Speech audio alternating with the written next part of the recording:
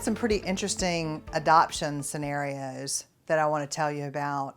I think people in the past haven't really thought about unusual or unique adoptions. Maybe now that same-sex marriage is legal and same-sex adoptions are happening more in the forefront.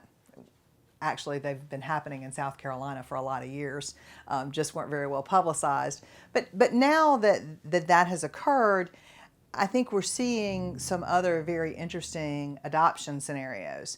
The one that I thought was most interesting recently was when another lawyer called me and asked me to be the guardian for a young child in an adoption case.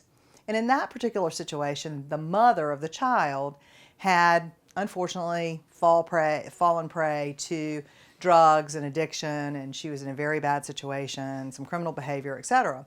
But the father of the child, and they weren't married, but the father of the child was a pretty good guy. He wasn't able to care for the child 24/7, but he visited often, he had a relationship, he would have the child over for the weekends, and he certainly was paying support and doing all the things that you would expect of him as a father.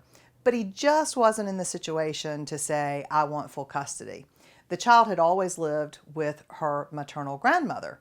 And so the maternal grandmother, in order to protect the child and for lots of legal reasons, decided that she needed to terminate her daughter's parental rights and adopt the child.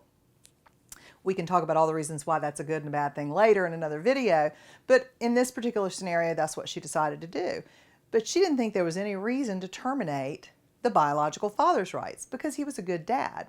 So in that case, what ended up happening was the child was adopted by her grandmother, her maternal grandmother, but the father didn't change. And so now that child's birth certificate shows that her paternal grandmother is her mother and her father, a much younger guy, is her father. And that sounds odd, that sounds strange, but if you think about the fact that if you had two men who are on the birth certificate of a child or two women who are on the birth certificate of a child, I mean, we all know that that's biologically impossible. I think these types of alternative adoption scenarios have made us think about some other options as well. I currently am working on a case where the biological mother is a younger individual.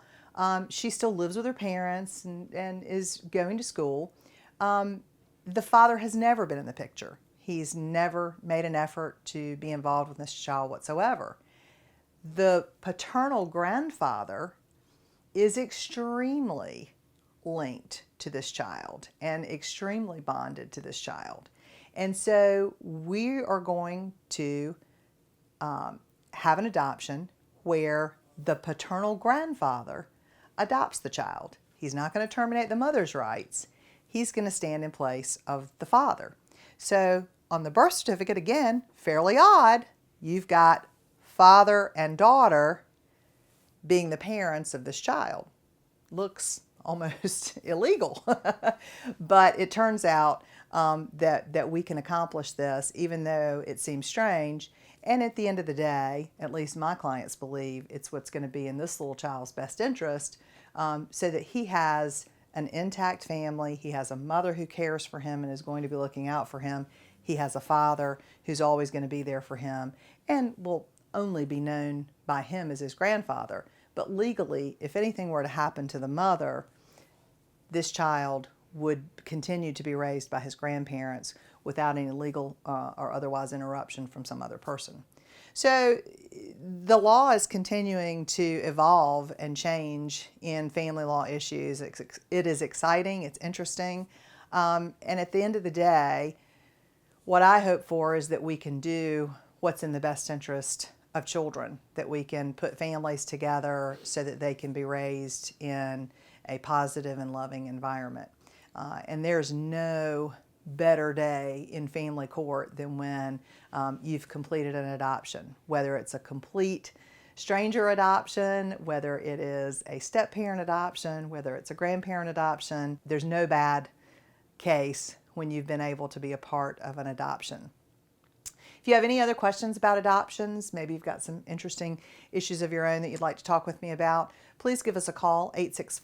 864-226-7222 is our office number, and our website is tandplegal.com.